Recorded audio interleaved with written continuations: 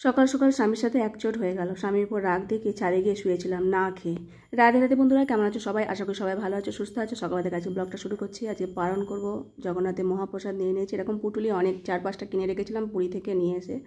তো এর মধ্যে অন্নই আছে, শুকনো অন্ন, সেগুলোকে শুকনো করে রাখা হয়, সেটাই হচ্ছে মহাপ্রসাদ। আমরা একাদশী করলে পরের দিন পারণ এভাবেই করি, এটা গ্রহণ করে।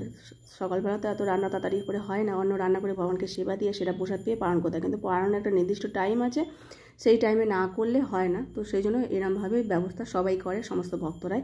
তো একটুখানি কপি করে নিয়েছি, কপি করে নিয়ে প্রসাদ পেয়ে তারপর আবার রান্নায় চলে এসেছি। একটু তাড়াতাড়ি করে রান্না করবো, গৌ আবার কলেজে যাবে বলছে। তো এখানে মুগের ডাল বসিয়ে দিলাম, আদা বাটা দিয়েছিলাম আর হিং দিয়ে, তার সাথে একটু কড়াইশুঁটিও দিয়ে দিলাম।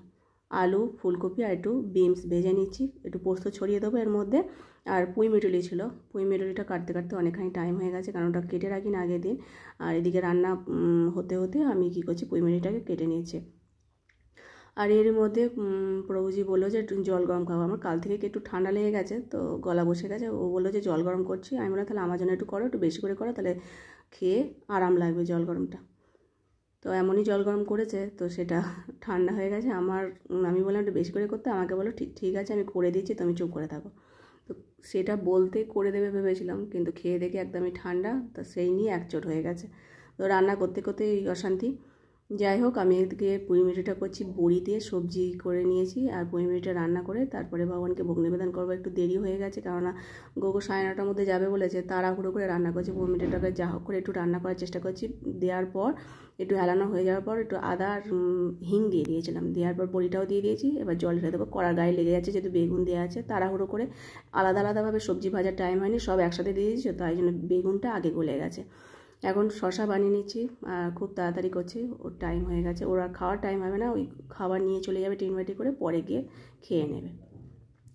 তো সব কিছু এখন দিয়ে দিচ্ছি, দিয়ে আর এদিকে রাগ হয়ে আছে, আমি আবার সেবা দিয়ে দেবো, দিয়ে তারপর রান্নাঘরটা পরিষ্কার করে নিয়ে আমার রেহাই। আর এই যে সেবা দেওয়া হয়ে গেছে, গৌকে এখন দিয়ে দেবো, ও টিফিন নিয়ে চলে যাবে।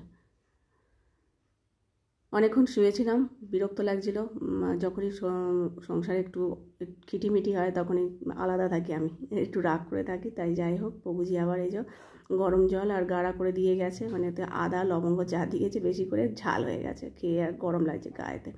আর এদিকে আবার একটু চ্যবনপ্রাশও দিয়ে গেছে, বলছে এটা খাও। ও খেয়ে দিয়ে আবার অফিসে চলে গেছে। আমি আর সকাল থেকে কিছুই খাইনি, তাই ও চলে যাওয়ার পর এখন মানে অনেকখানি বেলা হয়ে গেছে, খিদে পেয়ে গেছে, একটুখানি অন্ন নিয়েছি, দ্বাদশীর প্রসাদ এটা। তো একটু আচার, কাঁচা লঙ্কা, শসা সব নিয়েছি খাওয়ার জন্য।